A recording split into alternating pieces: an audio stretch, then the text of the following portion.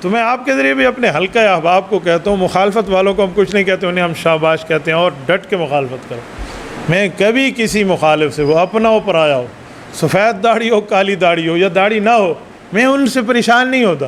میں انہیں کہتا ہوں مخالفت میں کس گیئر پر ہیں، تیسرے پر ہیں، چوتھے میں آ جائیں، چوتھے میں یا ڈبل ٹاپ پر آ جائیں، ہمیں آپ کی مخالفت سے کسی قسم کی کوئی سروکار نہیں ہے، جسے حق سمجھے ہم بیان کریں۔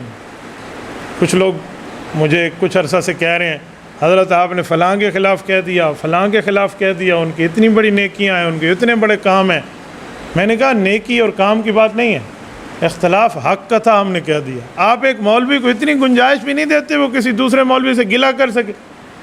تو کہا حضرت آپ کا لہجہ سخت تھا۔ میں نے کہا قرآن کریم میں ہے لا يحب اللہ الجہر بالسوء الا من ظلم، فرمایا جس پہ ظلم ہو، جس کو تکلیف ہو، اگر وہ اونچا بھی بول جائے تو اس کا اونچا بولنا جرم نہیں ہے۔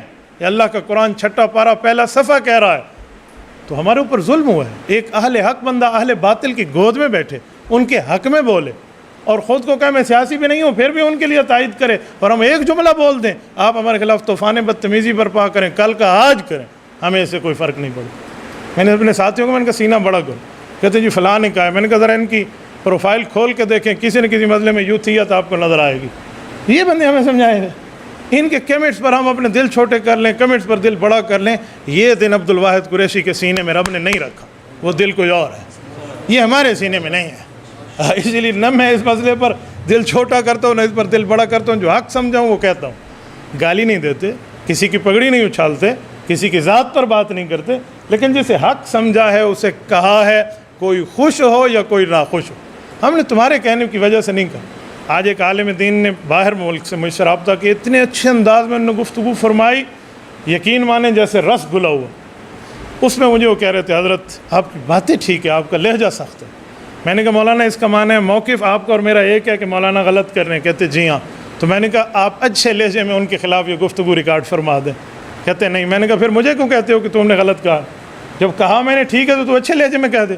اچھے لہجے میں تو نہیں کہتا، سخت لہجے میں مجھے نہیں کہنے دیتا، تو میں جاؤں کہاں؟ یہ تو وہی حال ہے، ایک آدمی نے کوئی چیز چھپائی ہوئی تھی اپنے دامن میں، اور تھا وہ بے وقوف، اس کا عقل تھا نہیں، تو کسی کو کہنے لگا کہ تمہیں پتہ ہے میرے دامن میں کیا ہے؟ اگر تم بتا دو تو سارے کے سارے انڈے تمہارے۔